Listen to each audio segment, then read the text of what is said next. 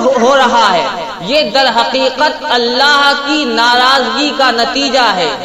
جب اللہ غضبناک ہوتا ہے تو پھر بندوں پر بندوں کو مسلط کرتا ہے جو اس کے خون سے اپنے ہاتھوں کو رنگتے ہیں۔ ما اصابکم من مصیبت فبما کسبت ایدیکم ویعفو عن کثیر۔ اے لوگوں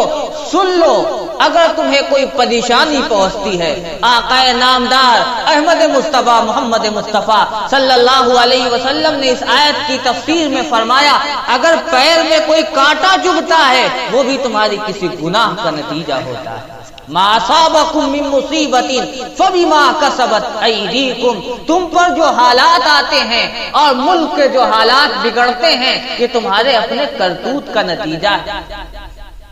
وَيَعْفُو عَنْ كَثِيرٍ، اللہ فرما رہا تمہارے بہت سارے گناہ کو ہم نے معاف کر دیا۔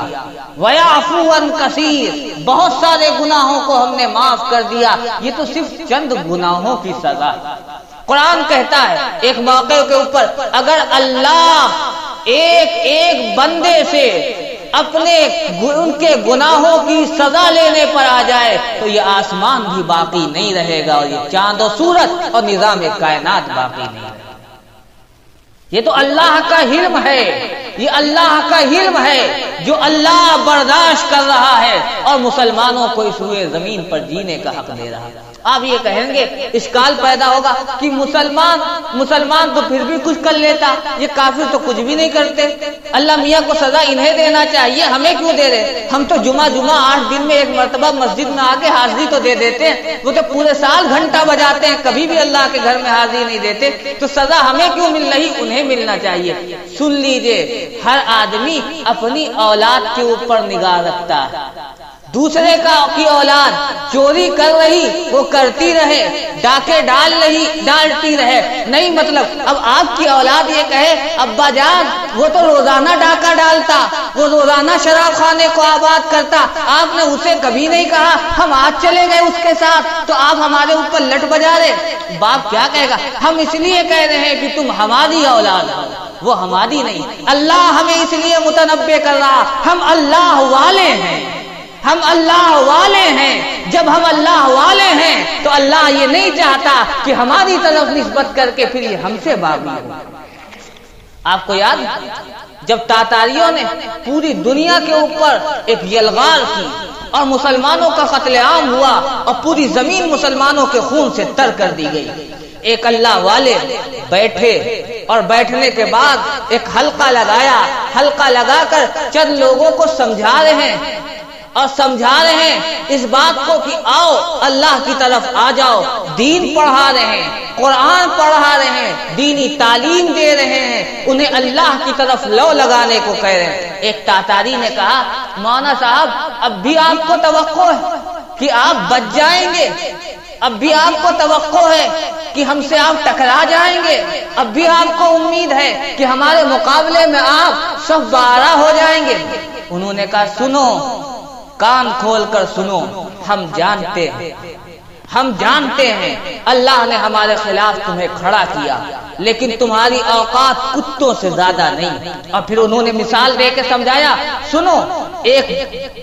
چرواہا اپنی بکریوں کو چرانے کے لیے لے جاتا ہے، اور لے جانے کے بعد یہ مثال ان بزرگ نے دی جو میں آپ کو بتا رہا، یہ مثال میری دی ہوئی نہیں، فرمایا ایک چرواہا بکری کو چرانے کے لیے لے جاتا ہے، اس کے ریوڑ کے ساتھ ایک کتا ہوتا ہے۔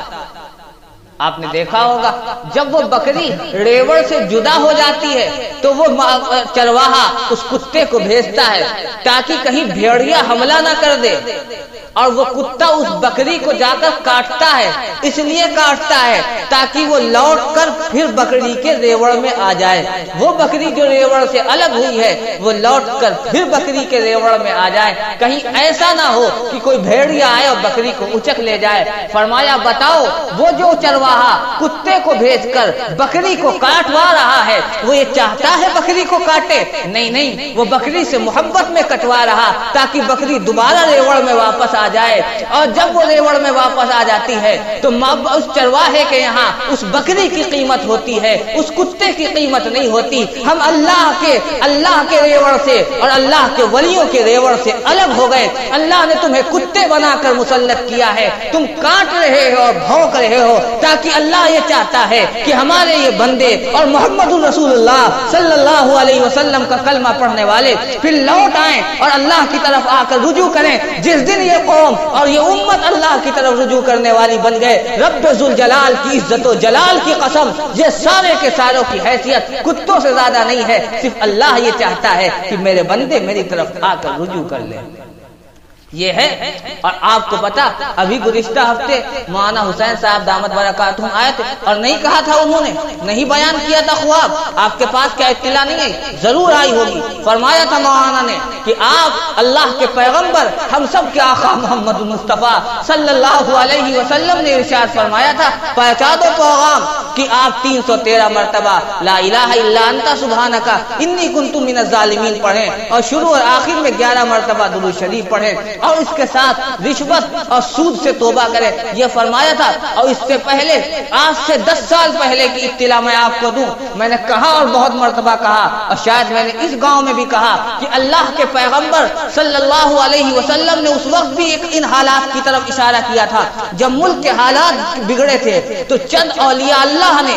مسجد نبوی میں بیٹھ کر اعتکاف کیا تھا، مسجد نبوی میں بیٹھ کر اعتکاف کیا تھا، اور انہیں اللہ کے پیغمبر محمد مصطفیٰ صلی اللہ علیہ وسلم کی زیارت ہوئی تھی، اور آقا گھٹنوں کے بھل اپنے قبر اطہر میں تھے اور ہاتھ اٹھا کر یوں کہہ رہے تھے، اے اللہ امت محمدیہ کے لیے کچھ رحم کر دے، اے اللہ امت محمدیہ کے لیے کچھ رحم کر دے، کچھ موقع دے دے، کچھ موقع دے دے۔ 10 سال پہلے کی بات ہے، میرے آقا نے اس امت کے لیے قبر اطہر سے اللہ کے حضور درخواست کی تھی، اور ان اولیاء اللہ نے کہا تھا، اور میں نے ان کی زبانی بڑا راست سنا تھا، اس اللہ کے بندے نے یہ کہا تھا کہ ایک ایک مسلمانوں کو پیغام پہنچاؤ، اللہ سے میرے آقا نے مہلت مانگی ہے، اگر امت نہیں مانی تو وہ دن آئیں گے کہ تم ترسو گے اور تمہاری آواز کو سننے والا کوئی نہیں ہوگا، کعبۃ اللہ سے غلاف کو چپک کر تم دعا کرو گے اور تمہاری دعاؤں کو قبول نہیں کیا جائے گا۔ میرے آقا اپنی قبر اطہر میں رہ کر ایک ایک مسلمان کو پیغام پہنچا رہے ہیں، لیکن کیا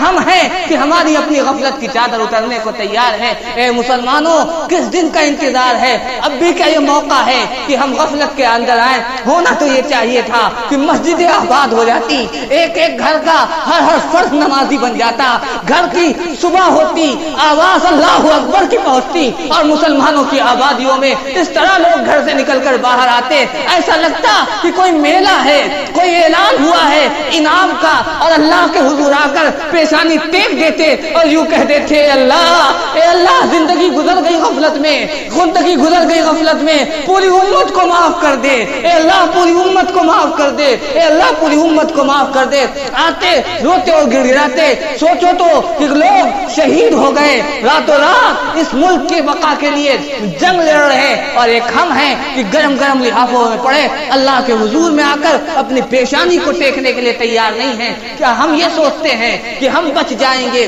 کہ ان کے لیے مسائل ہیں؟ نہیں مسلمانوں، آپ کو کھڑا ہونا پڑے گا، اپنے رب کی طرف رجوع کرنا پڑے گا، اور سب سے بنیادی چیز نمازوں کی جماعت کے ساتھ پابندی کرنا پڑے گی۔ میرے بس میں ہوتا میں ایک ایک نوجوان کے پاس جاتا اور اس کی دھوڑی میں ہاتھ ڈال کر یہ کہتا، آؤ اب تو آ جاؤ، اللہ کے گھر کی طرف آ جاؤ، اللہ کے در کی طرف آ جاؤ، اور آ کر اپنے رب کو منا لو۔ یہی موقع ہے رب کو منانے کا، یہی موقع ہے اپنے رب کو تیار کرنے کا۔ اگر آج بنا لیا، میں پوری وثوق اور اعتماد کے ساتھ کہتا ہوں، اور اس لیے کہتا ہوں کہ اللہ نے اس علم کی نسبت سے ان اولیاء سے رابطہ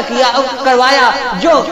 اللہ کے ہاں مقرب ہے، ان کے اوپر اللہ کی طرف سے القا ہوا ہے، اور انہوں نے کہا ہے آج بھی اگر مسلمان کا 50% طبقہ توبہ کر لے، مسلمان کا 50% طبقہ توبہ کر لے، اللہ کے یہاں یہ طے ہو چکا ہے، حکومت کو اکھاڑ کر پھینک دیا جائے گا اور تمام اقتدار لٹ جائیں گے۔ ماضی میں بھی لٹے ہیں، کل بھی لٹے ہیں۔ اقتدار کے نشے میں مغرور جب بھی ظلم سے آگے بڑھتا ہے اور اللہ کے بندے اللہ کی طرف رجوع کرتے ہیں تو خدا کا غیبی نظام ہر حرکت میں آتا ہے، اس کا وہ دستور حرکت میں آتا ہے جس دستور کے تحت اس نے ظالموں کو کیفر کردار تک پہنچایا، نمرود اور شداد کو ان کو ظلم کا مزہ چکھایا، فرعون کو اس کی ظالمیت کے نتیجے میں غرق کر دیا گیا۔ اللہ کا یہ دستور پھر حرکت میں آتا ہے۔ اللہ کی نہ قدرت کم ہے، اس کی نہ کبریائی کم ہے، اس کا نہ وہ اختیار کم ہے، نہ وہ اللہ آج مجبور ہے، وہ اسی طرح تیار ہے، اس کے ہاتھ میں اسی طرح قدرت ہے جس طرح وہ کل قدرت میں تھا، وہ اسی طرح آج طاقتور ہے جس طرح کل طاقتور تھا۔ ہمارا ایمان ہے کہ اللہ کے کرنے سے سب کچھ ہوتا ہے، اس کے غیر کے کرنے سے کچھ نہیں ہوتا، لیکن شرط یہ ہے کہ ہم اللہ کی طرف رجوع ہو، ایک ایک گناہ سے توبہ کریں، ایک ایک گناہ سے توبہ کریں، آج عہد کریں، اللہ کے گھر میں بیٹھ کر عہد کریں، اللہ کے حضور عہد کریں اور اللہ کے لیے عہد کریں کہ اے اللہ ماضی میں جو کچھ ہوا اے اللہ معاف کر دیجئے، آج سے ہم طے کرتے ہیں اپنے دل کی دنیا بدل دیں گے، اے اللہ طے کرتے ہیں ہم گناہوں سے باز آ جائیں گے، اے اللہ ہم طے کرتے ہیں آپ کے رضا والے اعمال کریں گے، اے اللہ پوری امت کو معاف کر دیجئے، ہمیں معاف کر دیجئے۔ اللہ سے دعا کریں اور نیت کریں کہ کوئی بھی دن کوئی بھی لمحہ اللہ کی نافرمانی کے ساتھ نہیں گزاریں گے، نمازوں کی پابندی کریں گے، کتنے بھی مشغول ہوں، اور جب کان میں اللہ اکبر کی صدا پہنچے گی اور منادی اعلان کرے گا ہم بھاگتے ہوئے آ جائیں گے۔ افسوس یہ ہے کہ جب ندا جاتی ہے اس وقت نہیں آتی۔ کل ہی میں ایک واقعہ پڑھ رہا تھا، حیرت انگیز واقعہ اور بالکل صحیح مسلمانوں کی صورتحال یہی ہے کہ ایک بادشاہ ایک مسجد کے پاس سے گزرا اور گزرنے کے بعد اس نے پوچھا کہ اذان ہو چکی؟ کہا اذان ہو چکی۔ کہا نمازی نہیں آئے؟ کہا نہیں آئے۔ اس نے کہا کہ دوبارہ اذان کہو۔ اس مؤذن نے اس مسجد میں دوبارہ اذان کہی، سارے بھاگتے چلے آ رہے ہیں۔ کیوں، کیا ہوا؟ کہا کہ مؤذن صاحب نے دوبارہ اذان کیوں کہی؟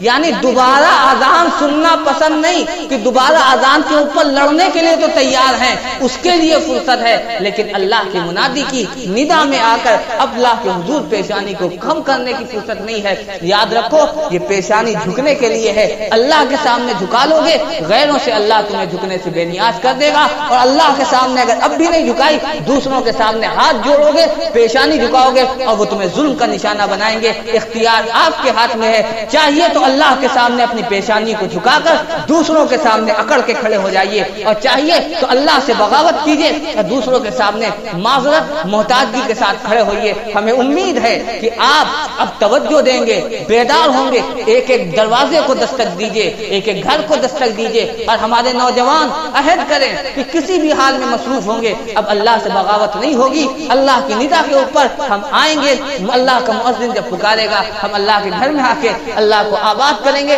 سچ کہتا ہوں اگر اس گاؤں کے سارے مسلمان نمازی بن جائیں، ہر گھر کا بچہ مرد جوان بوڑھا نمازی بن جائے تو گاؤں کی جتنی مسجدیں ہیں یہ مسجدیں کم پڑ جائیں گی اور شاید اتنی مسجدوں کو اور تعمیر کرنا پڑے۔